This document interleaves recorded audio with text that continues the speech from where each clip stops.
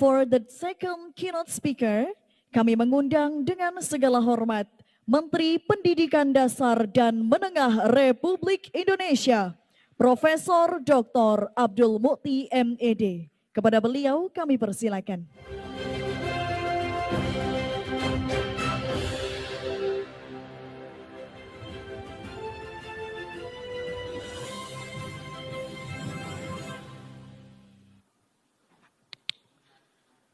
Assalamualaikum warahmatullahi wabarakatuh.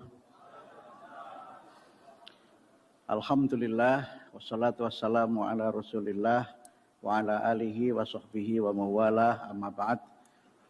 Yang terhormat senior dan sesepuh saya, serta juga tokoh inspiratif saya, Bapak Profesor Dr. Kiai Haji Ma'ruf Amin.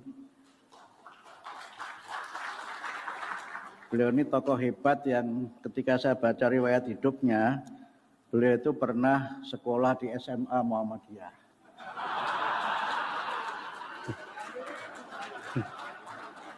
Cuma tidak lulus. Sehingga saya pernah menyampaikan ke beliau, kalau seandainya lulus bisa jadi ketua umum PP Muhammadiyah. Terima kasih Yai dengan terus menginspirasi. Caimin sahabat saya sering bercanda dengan beliau ini. Di kementerian itu ada namanya Menko.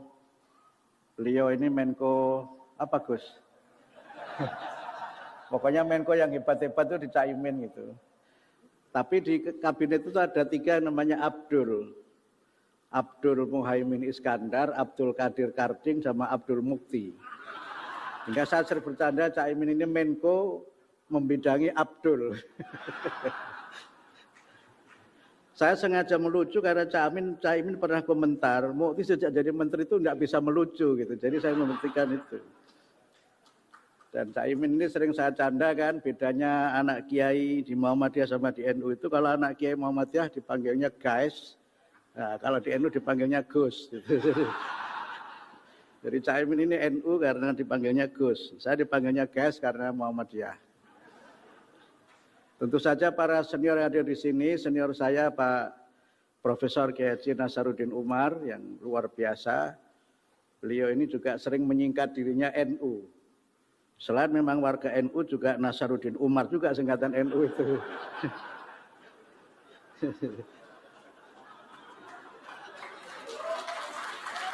Jadi udah pas lah Pak Prabowo menunjuk beliau jadi Menteri Agama, saya Menteri Muhammadiyah.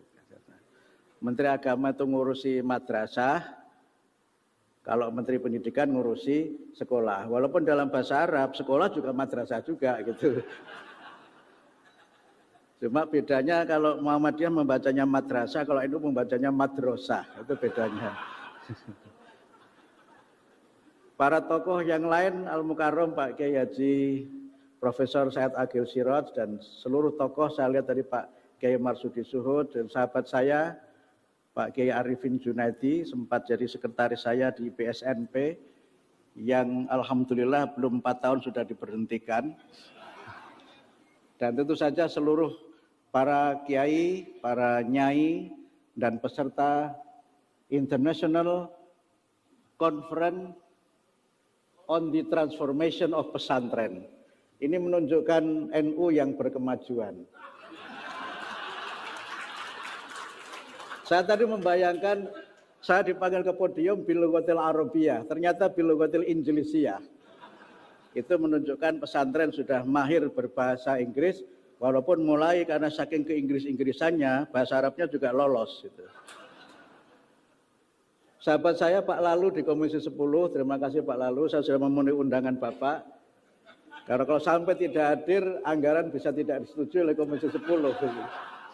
Jadi di sini ada unsur mutualistis lah, tapi saya selalu sami'na wa ata'na kepada apapun yang disarankan oleh para kiai, karena tadi Pak Kiai Ma'ruf Amin juga menyampaikan dengan para kiai itu kita bisa adem, bisa ayem, dan insya Allah juga bisa tentrem.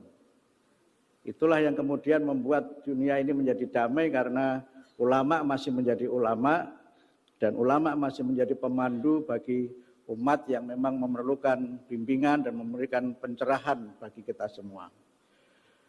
Saya tidak tahu harus berbicara apa. Tadi saya minta bocoran kepada sahabat saya juga, Pak Kiai yang juga menjadi politisi, punya pesantren ekologi di Jawa Barat, dan juga Cak Imin. Tadi saya ngomong apa, Cak, sudah dibocori sama Cak Imin, sehingga sanadnya dari beliau berdua, saya ceramah di sini.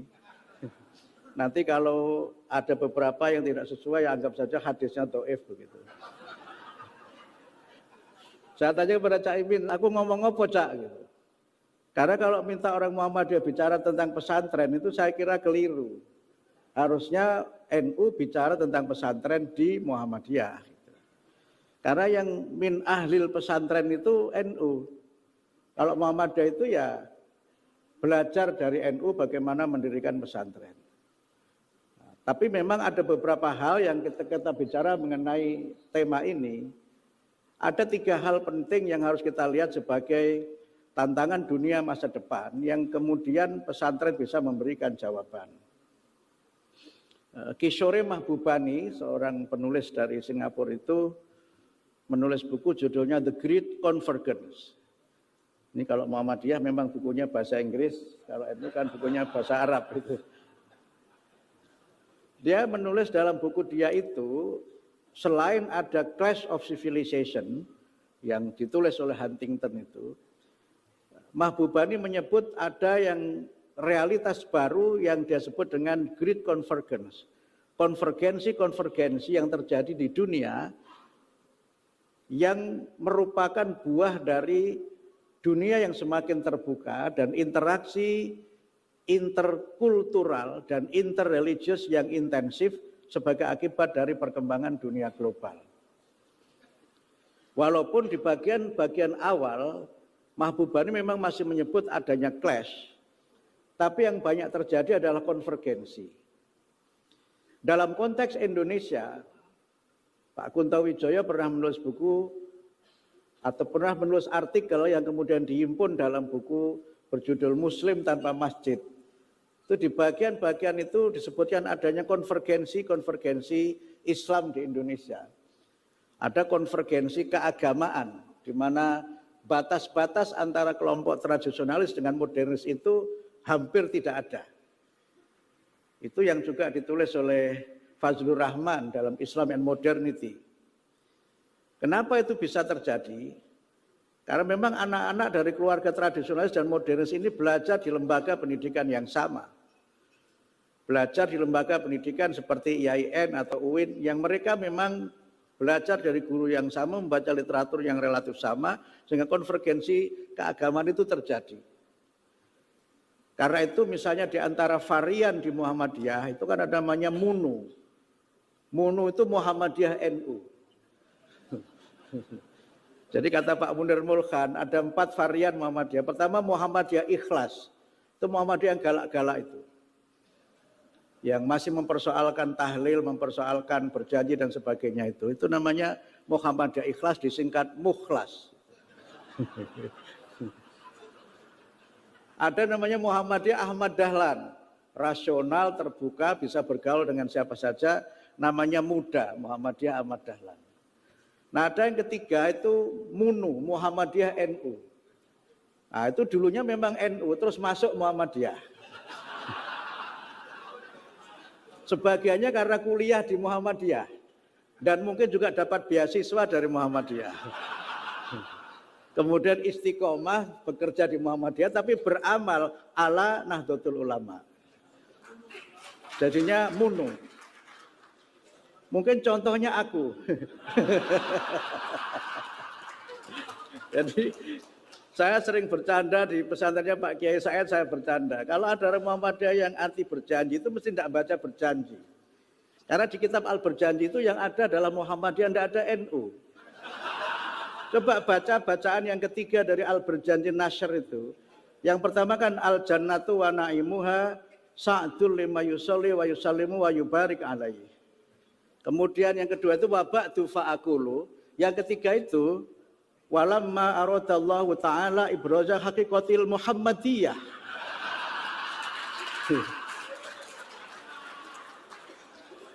Jadi di dalamnya tidak ada Nahdlatul Ulama. Mungkin karena itu juga kemudian banyak NU yang masuk Muhammadiyah gitu, karena yang ada di dalam perjanjian itu Muhammadiyah, kira-kira begitu.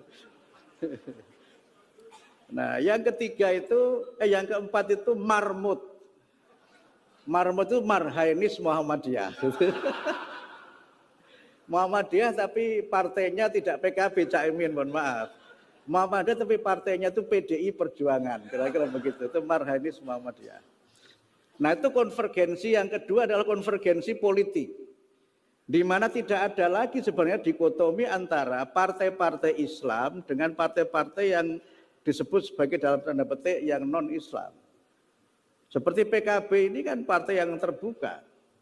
Tapi di dalamnya saya kira aksaruhum kalau tidak kulluhum itu kan minal aqwiya wal gawagis gitu. Saya kira jamaknya Kiai itu aqwiya ya Pak Kiai. Jamaknya Gus itu gawagis, jadi pakai jamak taksir. Santri par excellence, tapi pilihan partainya adalah partai yang memang terbuka. Sehingga karena itu membuat dikotomi partai berbasis agama menurut teori konvergensi ini nggak relevan. Yang ketiga itu adalah konvergensi sosial. Di mana sebagai akibat dari konsekuensi ekonomi, maka banyak masyarakat yang dulunya dari keluarga, mohon maaf misalnya masyarakat ekonomi bawah, sekarang sudah tampil menjadi elit-elit yang luar biasa. Dan kita melihat realitas yang saya kira menjadi satu bukti sekarang, yang itu mulai tahun 90 itu sudah mulai bisa kita lihat. Nah, dalam konteks global, kembali ke Mahbubani tadi, memang masih ada clash, tapi clash itu bukan clash antar peradaban, tapi lebih kepada clash antar kebudayaan. Karena peradaban yang utama itu tidak akan mungkin clash karena memiliki nilai-nilai yang universal yang bisa diterima oleh siapapun.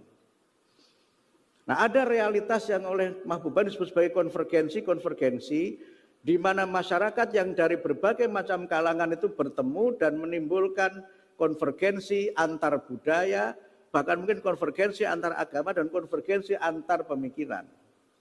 Kalau toh ada ketegangan dalam konteks kehidupan masyarakat itu lebih karena faktor ketidaksiapan masyarakat tertentu terhadap perubahan baru. Misalnya kenapa sebagian orang Eropa belum bisa menerima Muslim? Sebagiannya karena ada realitas di Eropa itu kan pertumbuhan agama yang paling pesat itu agama Islam. Masjid-masjid di Eropa itu hampir seluruhnya penuh. Apalagi kalau Jumatan itu sampai meluber ke belakang. Bahkan beberapa ada yang berijtihad Jumatannya bisa 3 gelombang. Dan saya pernah pengalaman pertama kali itu sholat Idul Adha di Birmingham, itu 3 gelombang, dan saya ikut gelombang yang ketiga. Saya nggak tahu menurut Kiai apa boleh apa tidak bergelombang-gelombang, menurut saya boleh karena ada tobakon antobak gitu. Kalau Pak Menteri Agama senior saya mungkin ada nafar awal, ada nafar sani lah kira-kira begitu. Yang itu menjadi sebuah realitas yang sebagian orang tidak siap, sementara banyak gereja yang kosong. Bahkan tidak hanya kosong, tapi kemudian dijual gereja itu dan dibeli oleh umat Islam dijadikan masjid. Salah satu yang saya berkunjung itu Masjid Indonesia di Den Haag, di The Haag, namanya Masjid Al-Hikmah. Itu dulunya gereja, ornamen gerejanya tidak hilang, tetap di situ. Nah, takmirnya itu NU, alumni Madrasah Qudsiyah. Itulah hebatnya pesantren dan hebatnya NU itu betul-betul mendunia. Sudah mendunia itu. Ini tepuk tangannya agak ragu-ragu. Karena mungkin yang bilang orang Muhammadiyah kayaknya nggak meyakinkan itu. Padahal itu benar itu. Yang takmirnya itu sekelas dengan kakak saya, anaknya Pak D yang jadi kiai pesantren. Ada realitas di mana generasi baru di Eropa itu juga Muslim.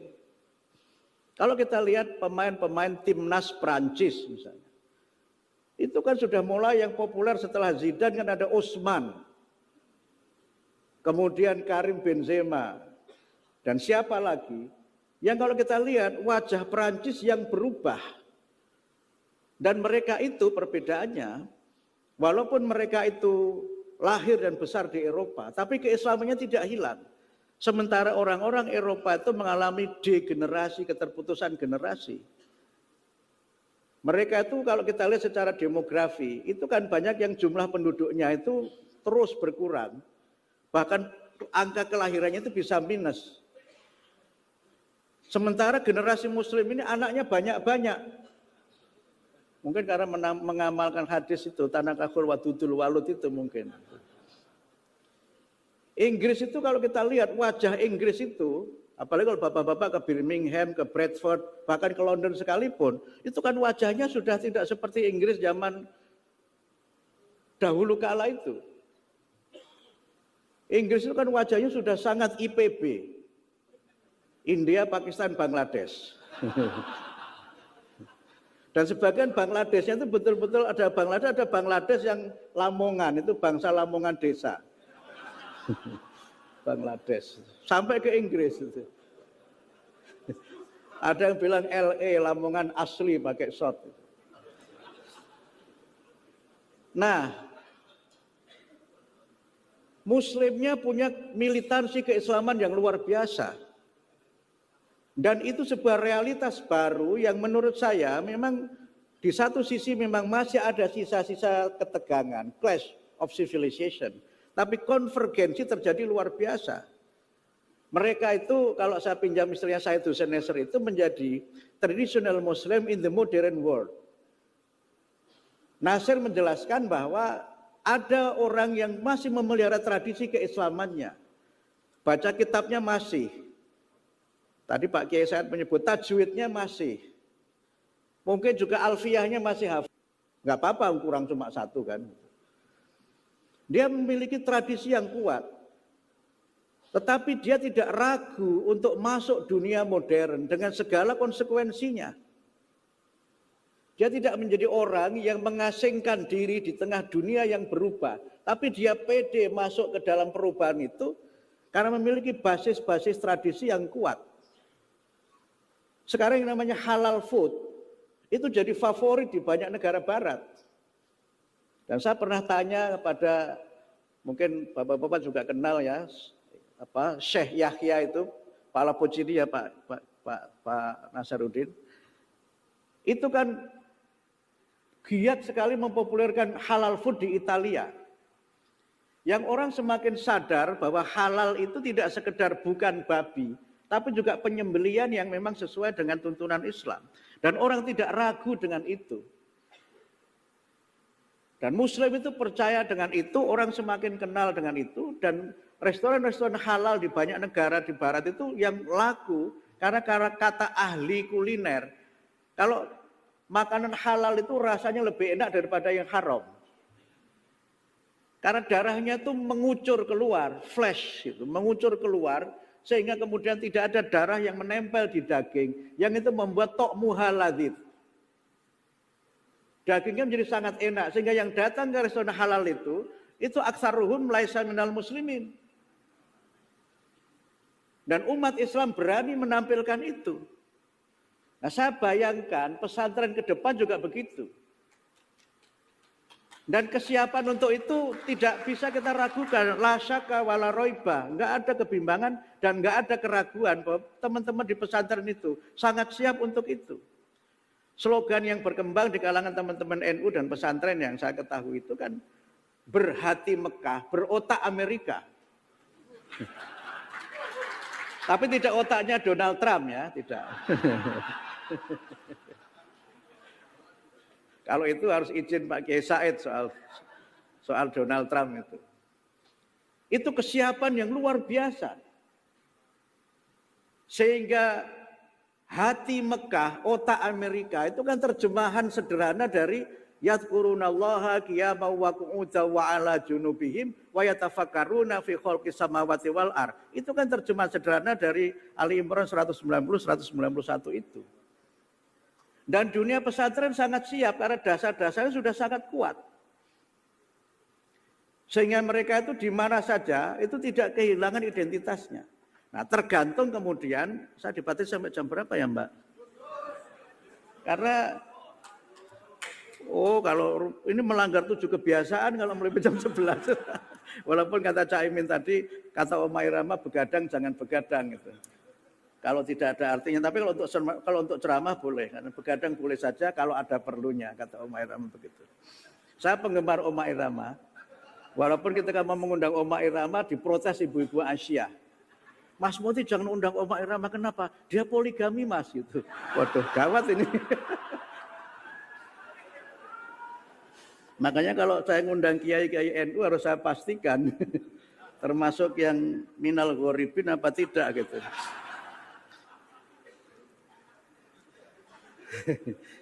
Yang beberapa kali datang itu Allah yarham Kiai Haji Hasyim Muzadi itu beberapa kali datang ke pengajian Muhammadiyah. Pak Kiai Ma'ruf juga pernah kita undang, Pak Kiai Marsudi Suhud apalagi itu tingtong dengan saya itu. Tingtong Maduranya itu membuat kita jadi sering kompak gitu. Sampai mana tadi saya tuh ya? Turosnya sudah dimiliki. Basis-basis tradisinya sudah dimiliki ketika belajar di bilik-bilik pesantren itu. Tapi kemudian kemodernannya diasah dengan penguasaan ilmu-ilmu modern. Ya Steinbrink itu pernah menulis buku sudah agak lama setelah pesantren madrasah sekolah. Steinbrink pernah menulis bagaimana para kiai itu tidak ragu-ragu menyekolahkan anaknya ke sekolah-sekolah umum dan kuliah di perguruan tinggi non-IAIN. Contohnya Cak Imin. Cak Imin ini kan visipol UGM. Hebat, politiknya hebat luar biasa. Cak Imin itu politik senyum itu luar biasa Cak Imin itu. Jadi nggak ada ceritanya kalau saya ketemu Cak Imin tidak senyum itu tidak ada. Menegur saya bahwa ngurusi pendidikan dasar ruwet itu dengan cara yang sangat kiai. Tidak ada masalah toh mas, itu kan maksudnya sebenarnya saya bermasalah gitu. Jadi saya tuh harus mulai belajar ilmu-ilmu begitu dari para kiai itu. Sehingga dengan basis itu kemudian diperkuat dengan sains, teknologi, engineering, and math yang prioritasnya Pak Prabowo. Atau ditambah dengan STEM itu, sains, teknologi, engineering, art, and math. Itu menjadi lengkap.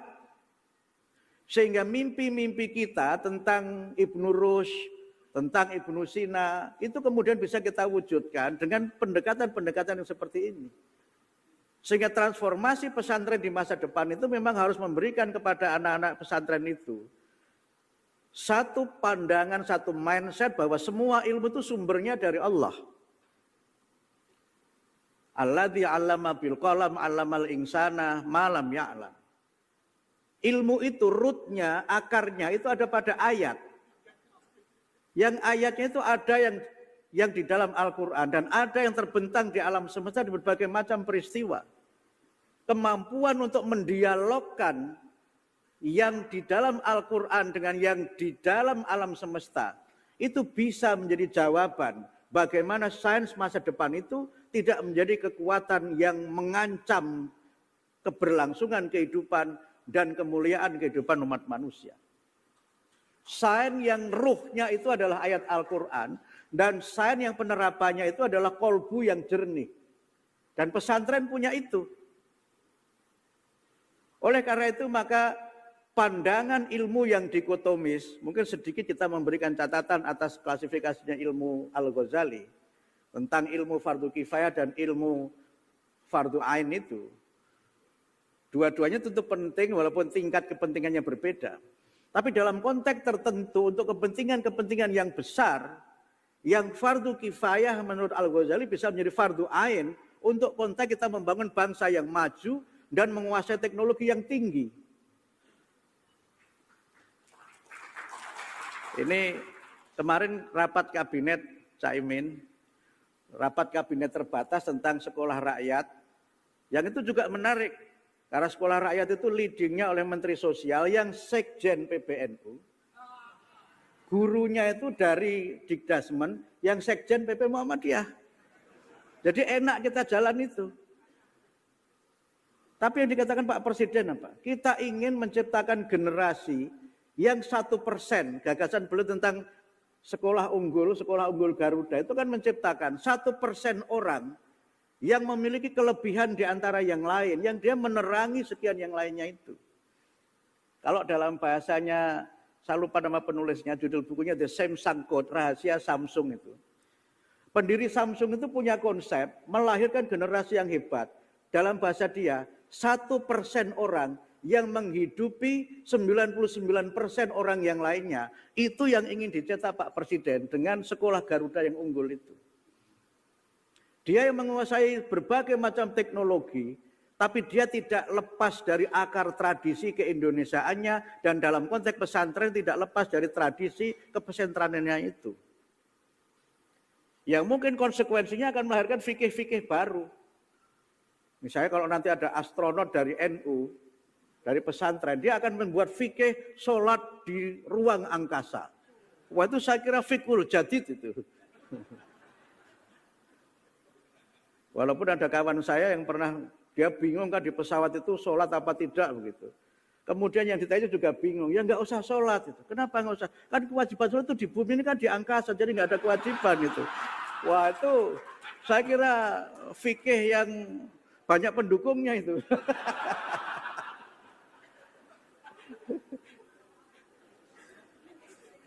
Artinya apa? Ketika kita sudah siap masuk ke situ, teman-teman di pesantren itu sudah punya basis tradisinya untuk menjawab berbagai macam persoalan itu. Ada Mbak Ketua Umum Fatayat ya, bareng sama saya ke Amerika itu. Ini bahasa Inggrisnya bagus sekali. Bahkan namanya juga tidak Arab sama sekali. Tapi Ketua Fatayat, luar biasa. Kan kalau saya kan masih Arab kan, Abdul gitu kan masih Arab. Jadi masih kelihatan santrinya karena Abdul namanya itu. Cuma kalau Abdul dan santri itu biasa. Kalau Robert dan santri itu yang baru menarik. Biasanya kalau namanya Robert terus jadi ustadz itu yang ngundang banyak. Nah, saya tadi sampai mana tadi? Lupa lagi saya Pak lalu. Jadi keberanian untuk masuk ke dunia-dunia sains itu memang harus dibangun. Saya ingat dulu ketika di madrasah itu, saya sering ceritakan ini Cak Imin. Saya pernah punya nilai merah 1 itu matematika. Kelas 1 sampai kelas 6, kalau nggak salah waktu itu kelas 5, itu matematika saya itu 5. Lihat saya matematikanya 5 itu, kelihatan saya sedih. Guru saya mendekati, "Mbok, tidak usah sedih. Matematika itu tidak untuk pertanyaan di akhirat." Gitu. Ya benar juga sih gitu. Ya, saya terhibur juga lah dengan cara guru saya menghibur saya supaya nggak sedih gitu. Tetapi lama-lama saya pikir jawaban guru saya itu nggak benar. Karena ilmu yang ada di akhirat itu matematika. Karena apa? Nanti di akhirat itu dan yaumul hisab itu hari matematika. Jadi, "Faman ya'mal mithqala dzarratin khairan yarah. Wa may ya'mal mithqala dzarratin syarran yarah." Itu kan matematika, itu kan fisika, teori keseimbangan itu. Kalau jeglek sini neraka, jeglek sini surga. Itu kan fisika. Ini sudah mulai tafsir gloyor ini.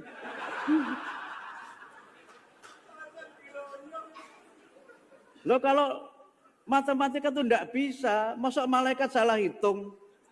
Kalau komisi 10 boleh salah hitung, matematika enggak boleh. Mohon maaf Pak Lalu ya, mohon maaf Pak. Ini bestie saya Pak Lalu itu. Coba mohon maaf, ayat yang eksplisit di Quran, itu kan tentang waris. Itu eksplisit, ada di An-Nisa, ada di Al-Maidah sebagian. Eksplisit itu. Kalau anaknya 1 berapa, istrinya berapa, itu kan eksplisit itu. Sebagian menyebut itu muhkamat. Sehingga mawaris itu menjadi, faro itu menjadi ilmu sendiri kan. Yang ngitungnya susah. Nah menariknya, Quran itu menyebut 1 istri. Anak disebut beberapa, tapi istri disebut 1 semua, saya baca itu. Itu pun sudah susah ngitungnya itu. Pembagiannya gimana tuh susah. Apalagi kalau aksar. Wah itu faroidnya lebih rumit lagi. Lah kalau matematikanya tidak bisa, salah bagi waris, tolak. Lalu langsung tolak bain kubro lagi. Jadi penting sekali matematika itu. Kalau tidak bisa kita mengamalkan agama dengan sempurna. Ngitung nisab zakat, tidak ngerti matematika, keliru ngitung nisabnya. Walaupun ada yang memang tidak pernah bayar zakat karena saking pandai fikihnya itu. Ini contoh tapi jangan ditiru ya, mohon maaf. Misalnya ada orang menghitung nisab itu sendiri-sendiri. Jadi kambing 40, kerbau berapa, sapi berapa, emas berapa, perak berapa. Dihitung. Karena dihitung pakai nisab itu, begitu mencapai nisab dia kurangi. Sehingga tidak pernah mencapai nisab. Punya kambing 40, bakal kena zakat, jual satu tinggal 39. Tidak kena kan, karena nggak mencapai nisab. Nah, itu tidak boleh dicontoh, tidak boleh dicontoh. Itu namanya ngakali itu. Sehingga al-hukmu yadulu ma'ilati itu hukum tergantung dari bunyi lidahnya itu. Tergantung dari ilatnya, mohon maaf ya. Tergantung ilatnya, mohon maaf tidak semuanya Jawa, mohon maaf ya. Saya lupa kalau tidak semuanya Jawa. Jadi penting matematika itu. Kalau kita mau menentukan arah kiblat dari hotel ini ke Masjidil Haram, itu kan harus menguasai matematika. Kalau teman-teman NU memang agak diringankan dengan niat mustaqbilal kiblati, salah-salah sedikit ya apa-apa, yang penting niatnya menghadap kiblat. Itu kan NU zaman dulu. Kalau NU sekarang apalagi sudah di Kementerian Agama, itu malah diminta meluruskan terus itu. Padahal dulu Kiai Ahmad Dahlan berjuang untuk itu tuh ditentang. Sekarang yang mengikuti semangat itu malah teman-teman NU di Kementerian Agama itu. Minta gitu. Betul ya Pak Nasar ya? Mohon maaf kalau saya keliru. Karena syatrol Masjidil Haram itu harus diukur dengan matematika. Kemudian ketika ketemu berapa sudutnya, terus enggak ngerti sudut, ya enggak bisa. Kiblatnya keliru. Niatnya mustaqbilal kiblati ilal Masjidil Haram, ketemunya Suriname. Jadi penting matematika itu. Karena itu di pesantren-pesantren itu menurut saya, ini harus kita bangun. Bahwa ilmu sains, teknologi, math itu penting. Dan gurunya juga memang harus kita didik supaya ngajarnya juga menyenangkan matematika itu. Tadi Pak senior saya, Prof. Nasar menyebut beberapa yang katanya dengan alam semesta, angkasa, dan sebagainya. Banyak hal yang kemudian sekarang dikuasai oleh Barat, itu kan ada di kita. Tetapi kan kita tidak boleh romantis dengan hanya menyebut Ibnu Rus misalnya. Ibnu Rus itu kan kalau kita baca riwayat hidupnya itu kan luar biasa. Walaupun ada yang kritik dia liberal ya. Apalagi dalam Bidatul Mujtahid yang memang sangat terbuka itu. Ibnu Rus itu tidak pernah alpa tahajud. Padahal dia tinggal di Spanyol. Musim dingin pun dia itu masih tahajud. Nah orang itu hanya mengkritik Ibnu Rus dari pemikirannya yang dianggap pro filsafat. Tapi kesalehan dia sebagai seorang muslim itu sering tidak dilihat secara utuh. Kan kita ingin, tadi Prof. Nasar menyebut punya seperti Ibnu Rus itu yang soleh. Sholatnya tetap, tahajudnya oke. Tapi wawasannya dan keilmuannya itu terbuka. Saya kira pesantren masa depan itu perlu melahirkan generasi yang seperti itu. Sehingga kalau kita ingin mengharapkan Islam itu menjadi agama yang rahmatan lil alamin. Dan Allah itu adalah Tuhan Rabbul Alamin. Maka kita harus membangun etos. Namanya etos hijrah. Ardullahi wasi'ah fatuhajiru fiha. Bumi Allah itu terbentang luas. Please travel around the world. Gitu. Sehingga semangat untuk berani menjelajah. Itu juga harus kita bangun. Dan kita bisa kan kemudian sudah ada NU di Amerika. Tidak pernah kita bayangkan itu. Dan mereka bertahan di sana dengan tradisinya dan masuk di Amerika. Karena kalau tidak, ya kita hanya meratapi berbagai macam yang kita kalah karena tidak berani mengisi. Disinilah menurut saya transformasi pesantren itu harus kita bangun ke arah seperti itu. Sehingga tidak boleh lagi ada dikotomi ilmu, tidak boleh lagi ada sikap-sikap yang anti terhadap ilmu pengetahuan. Sehingga karena itu maka kembali kepada konvergensinya Mahbubani tadi itu. Ternyata kan sekarang ada banyak generasi yang tetap berjilbab, tapi tidak ragu nyanyi lagu rock. Selama ini kan kalau berjilbab itu identik dengan ya qosidah itu kan. Rebana itu di kampung saya dulu namanya samroh. Ya lagunya ya Ramadan, kemudian adu senangnya pengantin baru gitu kan. Nasidaria itu. Tetap berjilbab, tidak ragu nyanyi lagu-lagu berbahasa Inggris. Dan bahasa Inggrisnya fasih. Karena ada yang berbahasa Inggris itu semuanya dibaca idhar halki. Generation dibaca generation, itu namanya idhar halki. Gitu. Semuanya idhar halki, tidak ada idgham, nggak ada ikhfa. Gitu. Tidak ragu untuk masuk dunia modern dengan kekuatan ilmunya, dengan kekokohan kepribadiannya. Sehingga menurut saya di pesantren sejak awal menurut saya harus mulai kita mulai buka perspektif mereka. Bahwa mereka bisa kemana saja, bisa travel around the world. Dan itu harus kita buka visi itu. Sehingga mereka tidak kemudian hanya menjadi generasi yang hanya bercita-cita untuk tinggal di kampung halamannya. Dia bisa menjadi bagian dari global citizen yang kemudian enlighten the world with their knowledge.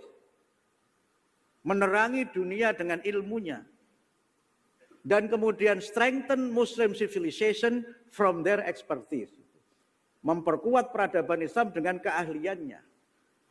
Kalau itu bisa terus kita bangun, saya kira kok itu akan bisa terjadi. Dan ini saya kira PKB punya tugas itu, saya kira Cak Imin. Dan insya Allah kami akan mendukung dengan program-program ini. Dan mudah-mudahan program yang bagus itu yang nanti kemudian oleh Prof. Nazar juga diterjemahkan. Nanti saya juga akan bersama-sama dengan beliau bersinergi. Mudah-mudahan juga mendapatkan dukungan politik yang membuat berbagai kebijakan yang pro pesantren itu dapat berjalan dengan sebaik-baiknya. Alhamdulillah kita punya Wakil Presiden Al-Mukarram Syekh Ma'ruf Amin Al-Ma'ruf Al-Amin yang terkenal karena kecerdasannya, karena amanahnya itu, fasih berbahasa Arab, itu tidak pernah terbayangkan sebelumnya dalam sejarah Indonesia. Seperti ada stigma kan, kalau sudah jadi pejabat itu salam saja tidak fasih itu maklum. Tapi sekarang jangankan kok fasih salam. Yang hafal Quran juga banyak. Dan itu tidak pernah kita bayangkan sebelumnya. Dan itu adalah buah dari pendidikan. Dan percaya diri itu harus kita bangun sehingga dukungan politik dari PKB menurut saya penting. Supaya kaum santri lebih banyak tampil mewarnai Indonesia sebagai baldatun thayyibatun wa rabbun ghafur. Saya harus berhenti sampai di sini. Karena sudah ada sinyal dari kaki saya. Kalau saya sudah berbicara lama. Walaupun tadi saya sempat mengucapkan mahalul qiyam gitu. Saya kira demikian, wallahul muwaffiq ila aqwamit thoriq. Nasrum minallah wa fathun qarib wa basyiril mu'minin. Wassalamualaikum warahmatullahi wabarakatuh. Mohon izin Prof. Abdul Mu'ti untuk tetap di tempat.